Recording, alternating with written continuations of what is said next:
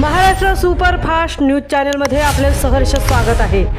खास सत्याची धार लेखणीची महाराष्ट्रातील ताज्या आणि वेगवान बातम्या पाहण्यासाठी आपल्या हक्काचे चॅनल शेअर करा, लाईक करा आणि सबस्क्राईब करा।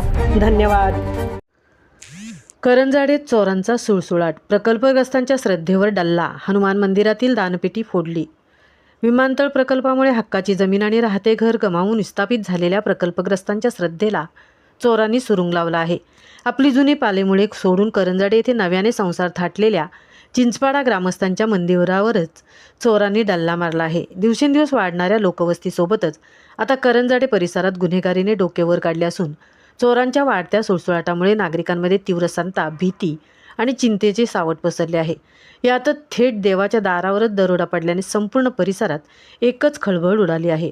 करंजाडे सेक्टर R2 येथील चिंचपाडा तलाजवळ असलेल्या जागृत हनुमान मंदिरात अज्ञात चोरट्यांनी मध्यरात्रीच्या सुमारास प्रवेश करून मंदिरातील दानपेटी फोडून आतील रोख रक्कम आणि देवाची पवित्र पितळी समई चोरून नेल्याची धक्कादायक घटना समोर आली आहे। नवी मुंबई आंतरराष्ट्रीय विमानतळ प्रकल्पामुळे जुने चिंचपाडा गाव हे बाधित झाले आहे। त्यामुळे येथील मूळ रहिवासी आणि प्रकल्पग्रस्त करंजाडे सेक्टर R2 या परिसरात स्थायिक झाले आहेत। 19 मे 2026 रोजी सकाळी नेहमीप्रमाणे चिंचपाडा गावचे अध्यक्ष शशिकांत जनार्दन केणी हे मंदिरात देवदर्शनासाठी गेले होते। मंदिरात प्रवेश करताच तेथील विस्कळीत परिस्थिती पाहून मंदिरात चोरी झाल्याची धक्कादायक बाब त्यांच्या निदर्शनास आली। अज्ञात चोरट्यांनी मंदिरात प्रवेश करून दानपेटीतील अंदाजे 1000 रुपयांची रोकड आणि मंदिराच्या गाभाऱ्यातील 2.5 फुटांची पितळी समई किंमत अंदाजे 2000 रुपये असा एकूण 3000 किमतीचा मुद्देमाल चोरून नेला। या चोरीच्या घटनेमुळे भाविकांमध्ये तीव्र संतापाची लाट पसरली आहे। चिंचपाडा गावचे अध्यक्ष शशिकांत केणी यांनी तातडीने पनवेल शहर पोलीस ठाण्यात धाव घेऊन घटनेची माहिती दिली।